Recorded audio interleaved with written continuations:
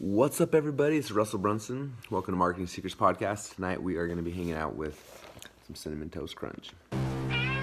So the big question is this: how are entrepreneurs like us, who didn't cheat and take on venture capital, who are spending money from our own pockets, how do we market in a way that lets us get our products and our services and the things that we believe in out to the world and yet still remain profitable? That is the question, and this podcast will give you the answers. My name is Russell Brunson, and welcome to Marketing Secrets. All right, so why am I talking a little quiet? Because it's late at night and my wife and kids, everyone's asleep. Why am I eating Cinnamon Toast Crunch? Because I have committed that by funnel hacking live, I'm going to be in shape. And so Bart Miller, who helped me dress me at last Funnel Hacking Live, he just went through this big body transformation and got ripped in a six-pack and everything. I was like, all right, Bart, we're going to do it. Just get me in shape. So we're going to do it. But it doesn't start until the day after Thanksgiving. So I got a week to eat garbage. And so I've been eating really healthy for the last, 6 months. But right now I'm going to go as unhealthy as possible. So I'm eating Cinnamon Toast Crunch at midnight. How great is that? I'm pretty excited about that. All right, so I was just scrolling through Facebook right now. And somebody asked a good question. They said, how come RB, I'm assuming that's me, hopefully, why doesn't Russell use payment plans on anything?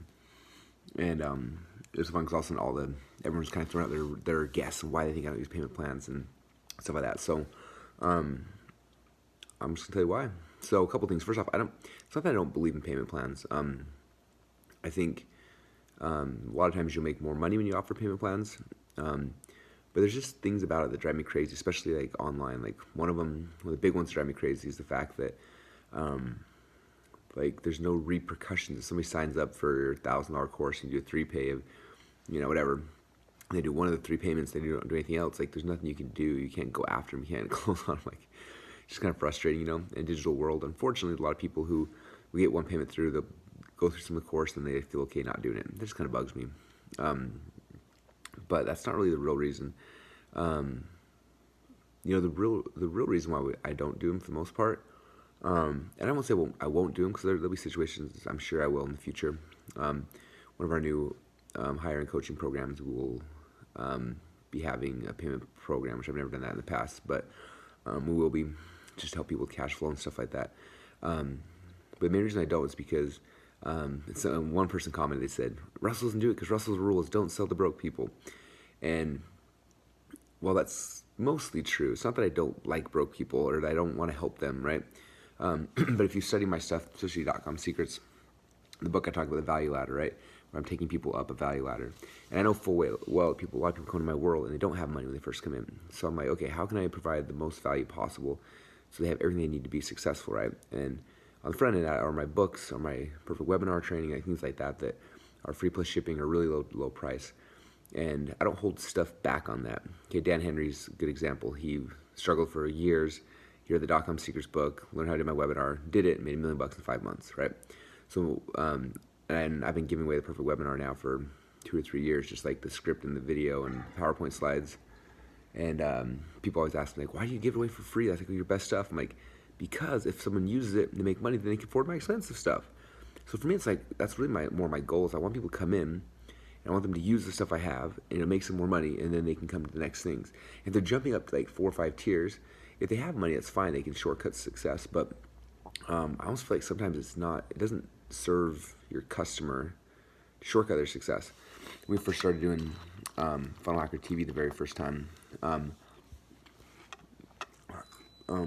I was just taking businesses who I like the entrepreneur, but they weren't having success yet. We were coming in and doing all the work for them, launching their businesses, and what we found is that people weren't ready for that.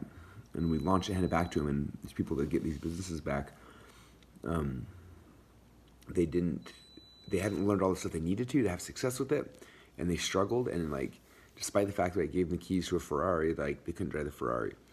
I think sometimes we do ourselves disservice. Sometimes people just jump too far too fast. They spend a bunch of money they don't have, and then they try the thing, it doesn't really work because they don't know the foundation stuff they need to get there, right? Business is all about, for us, is increasing our capacity, right? When we first start business, you have a big capacity to do a lot of stuff, right?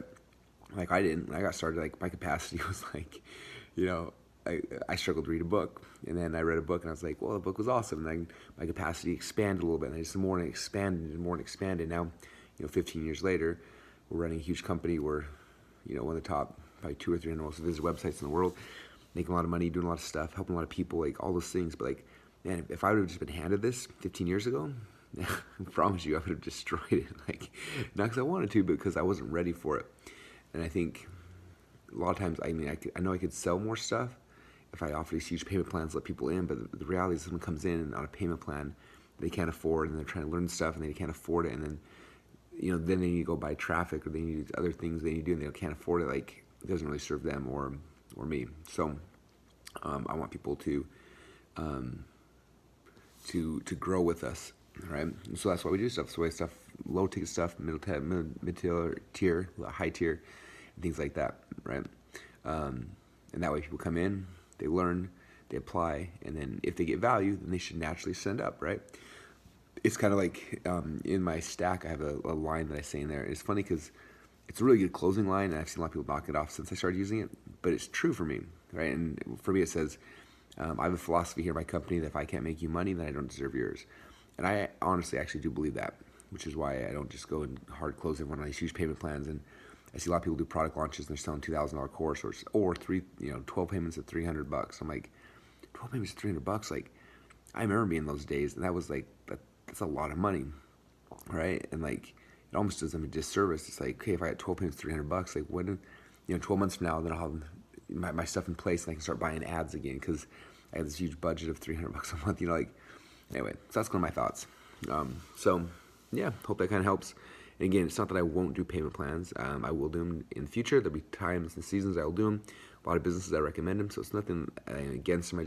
For me personally, that's my goal. That's my vision. And just try to blow people's minds at every step of the value ladder. And if I do that correctly, then they'll be able to afford the next thing and the next thing and the next thing.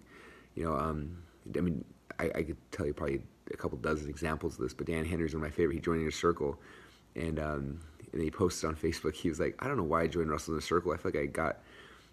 He's like, I made a bunch of money. Everything. I don't really need to be. I don't really want to be in it. But I feel like I owed Russell $25K for all I got from the free book I bought. So, like, how cool is that if your customers feel that way? Like, man, I got so much from this. I feel like I owe you. Like, I need to invest your higher ticket things because I got so much from down here. That's what I'm trying to create. So, there you go. Hope that helps you guys. Helps you. And again, obviously we're talking about this from like in my business, which is teaching business owners how to grow. So it's like, it's very applicable because it's like, hey, make money here and grow. But it's the same in any business. Let's say your business is helping marriages, right? Like, you give them something free and they, it increases the spark in their relationship or fixes something and they feel better. Like, man, they will want to give you more and follow you further and all that kind of stuff. So anyway, it's a fun game we play. I love it. Appreciate you guys as customers, as friends, as subscribers, as listeners, and hope that you got some good ideas out of this. I'm going to get back to eating my Cinnamon Toast Crunch before it all gets cold and soggy. It's a little soggy already, so I'm going to go. And by Fun Locking Live, I will be sexy. I promise you guys, I'll have a six-pack. It'll be awesome. If not, then I won't say anything else about it. All right, everybody, talk to you soon. Bye. Would you like to see behind the scenes of what we're actually doing each day to grow our company? If so, then go subscribe to our free behind the scenes reality TV show at www.funnelhacker.tv.